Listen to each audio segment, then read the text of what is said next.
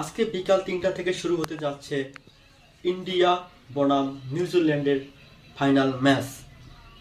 Final ম্যাচে India এবং New Zealand এদের দুইটি টিমের মধ্যে ভারত একটু এগিয়ে রয়েছে, কিন্তু আমি ব্যক্তিগতভাবে চাই যে এবার নিউজিল্যান্ড যেন শিরোপাটা জয়ী হতে পারে।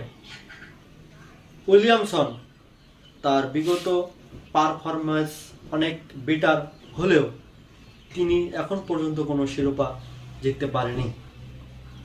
যেহেতু তার কেরিয়ারের শেষ পর্যায়ে চলে এসেছে, তাই আমি চাই যেন এবার অন্তত চ্যাম্পিয়ন ট্রফিটা তার হাতে যায়। কিন্তু ভারতকে যদি হারাতে হয় তাহলে বিরাট কোহলি, রোহিত শর্মা এদেরকে অবশ্যই আউট করতে হবে। আপনারা কি মনে করেন অবশ্যই কমেন্টে জানাবেন, এবং কে কে কোন টিমকে সাপোর্ট করতেছেন তা অবশ্যই কমেন্টের মাধ্যমে আমাদের জানিয়ে দেবেন।